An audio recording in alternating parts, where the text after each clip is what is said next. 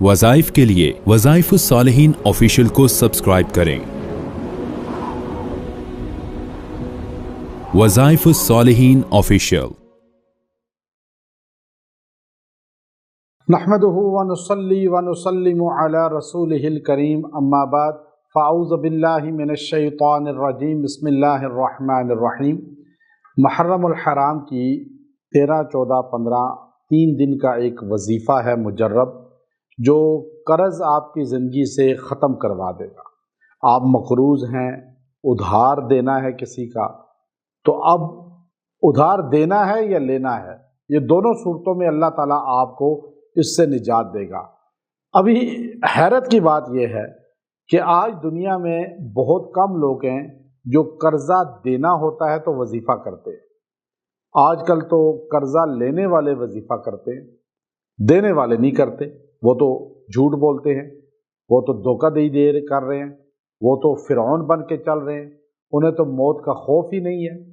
بہت کم لوگ ہیں، یہ زمانہ تھا کوئی کہ قرضہ ہے جی ہمیں کوئی وظیفہ بتائے، بہت کم لوگ ایسے ہیں جو ابھی بھی میرے پاس آتے ہیں لوگ، اور ہزاروں لوگ تقریباً آتے ہیں ایک مہینے میں، نہ بہت کم بھی اگر ہوں تو الحمدللہ ثم الحمدللہ ہمارے پاس ایک مہینے میں بھی کم سے کم 15,000 بندہ آتا ہے۔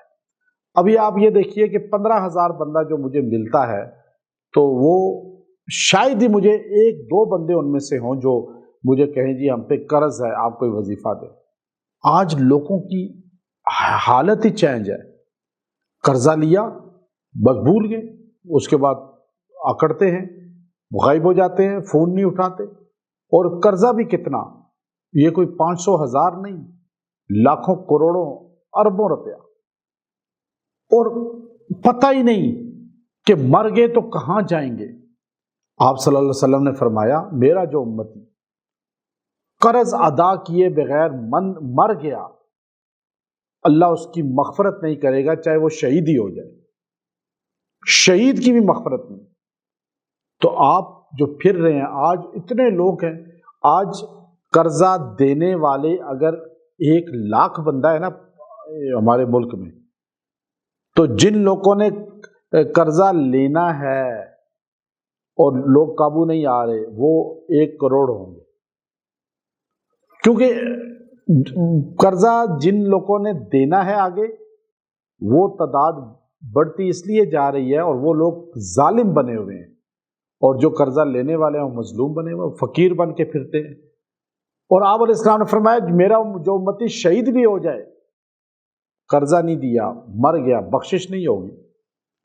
اور اگر بندے نے قرضہ لیا اور واپس کرنے کی نیت ہے اور کوشش میں لگے مر گیا، قیامت کے دن میں محمد صلی اللہ علیہ وسلم حضور کہہ رہے ہیں میں اس کا قرضہ ادا کروں گا۔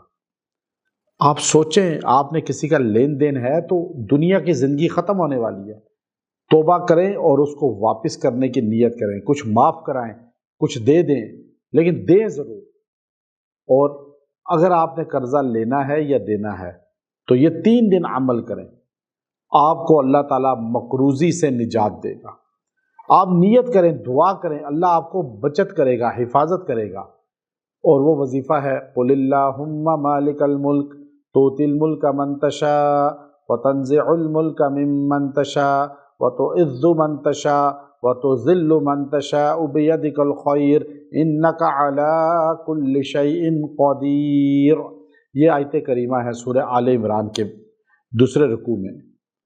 آپ نے اس کو جو ہے پڑھنا ہے، اور اس کو 40 بار پڑھنا ہے روزانہ، 40 اور پڑھ کے دعا کریں، اللہ آپ سے قرضہ دور کرے گا، مقروضی سے آپ کو نکالے گا، اور آپ پہ پہاڑوں جیسا قرضہ بھی ہے نا تو وہ ختم ہو جائے گا۔